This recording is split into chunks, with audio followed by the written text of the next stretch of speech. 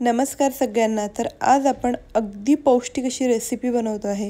मुलांच्या टिफिनला बनवू शकता, त्याचबरोबर सकाळच्या नाश्त्यालासुद्धा बनवू शकता.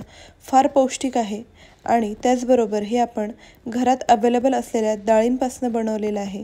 त्यामुळे हे तर फार पौष्टिक असणारच. तर ही रेसिपी तुम्हीसुद्धा नक्कीच ट्राय करा. त्यासाठी ही रेसिपी पूर्ण बघा. आवडली तर लाईक करा, शेअर करा, चॅनलला सबस्क्राईब करा आणि जर नाही आवडली तर तुमचे सजेशनसुद्धा माझ्याबरोबर नक्कीच शेअर करा. तर मी इथे सगळ्या डाळी घेते आहे. तर एक एक स्पून आपल्याला सगळ्या डाळी घ्यायची आहे. तर मी इथे एक स्पून उडदाची डाळ घेतली, त्यानंतर मुगाची डाळ, तुरीची डाळ, त्याचबरोबर आपण घेऊयात मसुरीची डाळ आणि चणा डाळ आणि त्यानंतर 5 स्पून आपण घेतो आहे तांदूळ आणि त्यानंतर आता आपण यात पाणी टाकायचं आहे आणि स्वच्छ आपल्याला 2-3 पाण्याने धुवून घ्यायचं आहे.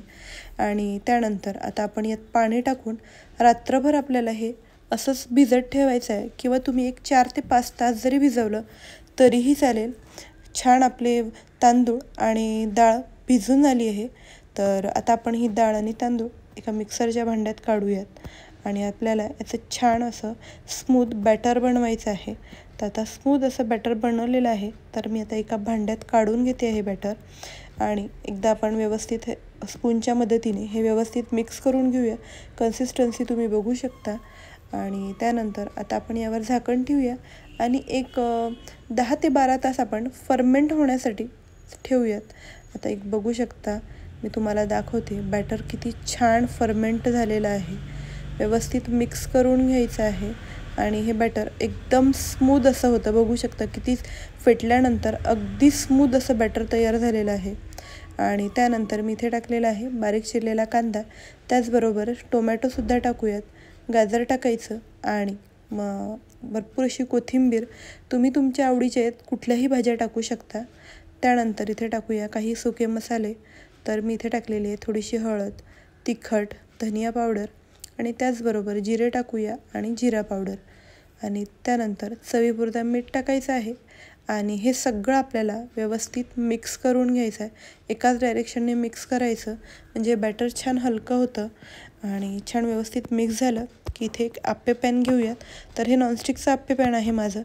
तर इथे मी थोडं तेल टाकते आहे.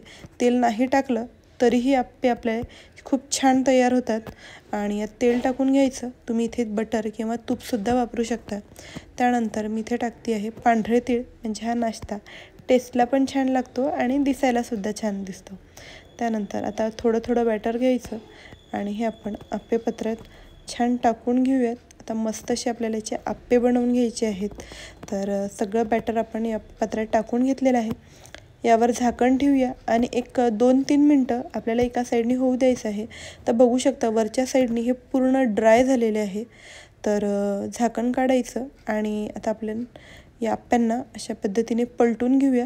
हवं असेल तर तुम्ही अजून इथे तेल टाकू शकता, पण मी इथे तेल वगैरे काही टाकले नाही आहे. असेच हे पलटून घेतले आणि झाकण ठेवून दुसऱ्या साईडने सुद्धा आपल्याला 2-3 मिनटं होऊ द्यायचे आहे. तर बघू शकता छान असे आपले आप्पे तयार झालेले आहे. तर याला तुम्हाला पलटूनसुद्धा दाखवते दुसऱ्या साईडने सुद्धा छान भाजले आहेत. तर छान भाजून झाले की लगेच आपण यांना काढून घेऊयात प्लेटमध्ये आणि मी इथे थोडं टोमॅटो केचपसुद्धा त्यावर टाकलेलं आहे. दिसायला छान दिसतं आणि मुलं फार आवडीने खातात. तर हे आप्पे तुम्हाला कसे वाटले मला कमेंट करून नक्की सांगा. यात मी इनो किंवा सोडा असं काहीही वापरलेलं नाही आहे.